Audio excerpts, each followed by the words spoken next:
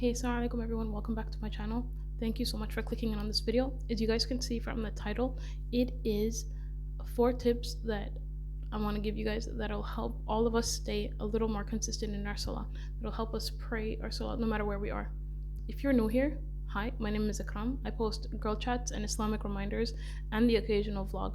If those are things that interest you, please click subscribe and we'll jump right into this video. Okay, so number 1 is wudu. Stay ready so you don't have to get ready. That's my motto. Terrific motto. I don't like having to make wudu outside of my house because of so many factors. So in the wintertime, number 1, getting wet and washing your face, gargling, washing your feet is painful, especially in the cold air in the wintertime. On top of that, the place you're in might only have cold water. So if you're like me and you have sensitive teeth, rinsing your mouth with cold water is actual torture. It hurts. And also, in like the idea of when you're making wudu and you have to wash your feet, right? When you're washing your feet when you're making wudu, if you're outside, you're gonna have to put your socks back on, and you're gonna have to put your socks back on damp feet. That's such an uncomfortable feeling for me. I hate it. I'd prefer to make wudu, and when I leave, if I break with my wudu, I can just wipe over my sock. I don't have to take it off. I don't have to be uncomfortable. Also, let's say you're in a place okay, there's warm water, fine, but some places don't have paper towels. I've been in so many buildings where you have to just use the air dryer, right? You can't wipe your face. I don't want to use the air dryer on my face. I don't want to have to carry my foot up to dry my feet in the air dryer. That's uncomfortable and that's inconvenient. So make sure you leave your house with wudu, inshallah. Number 2 is wear clothes that you're able to stand in front of Allah with during salah time. This is going to also encourage you to be more modest in your clothing. Don't depend on masjids to have those like elastic skirts that are just there for you to be covered up. Be able to dress in a way where at any point in time you're able to come in front of Allah subhanahu wa ta'ala and pray, right? I feel like that's going to be like 2 birds with 1 stone kind of. If you dress modestly, number 1, you're covered, alhamdulillah, and number 2, you're ready for salah at any point in time. When it comes to spaces where you want to pray, the first 2 were about yourself physically, how to get ready for it and stay ready for salah. The next 2 points will be about your location and what to pray. So number 3 is change rooms. If you're in a mall, utilize the change rooms, not any old change room. Go to those luxury department stores. We're talking Nordstrom, Holt Renfrew, like those places. Go to their change rooms because they're literally mini studio apartments.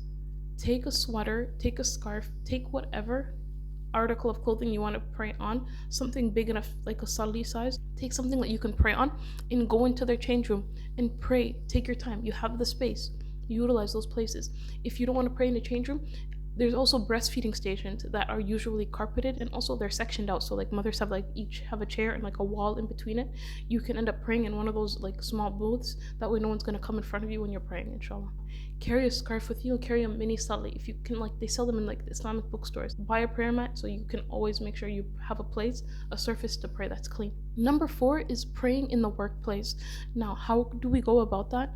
I would suggest as soon as possible, whether it's like your first week at the job or before you're being hired, or if it's like today when you're trying to get serious about your salat, go to your manager, go to your HR and tell them that you need a time to pray that is outside of your regular break time so you can pray. Prioritize it and tell them. Also find out about your working laws in your country, in your province, in your state, in your city, whatever it is you're working in. Find out about the laws in regards to your prayer time. Some places will provide you a prayer time outside of break time.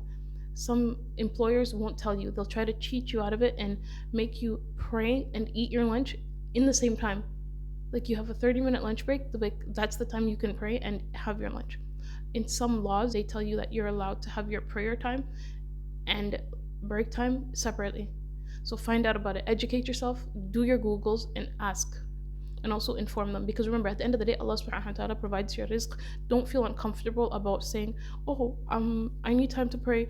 I don't want to make my employer uncomfortable. I don't want them firing me. They're not the ones who gave you the job. Allah subhanahu wa ta'ala wrote that for you. Allah subhanahu wa ta'ala provided you that rizq. Don't show that you're ungrateful by not praying and displease your Rabb at the end of the day.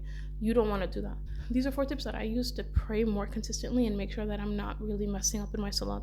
Again, it's a priority for me to pray every single salat on time consistently it's a work in progress, and I'm just sharing this advice to you guys so maybe it could help you in some way.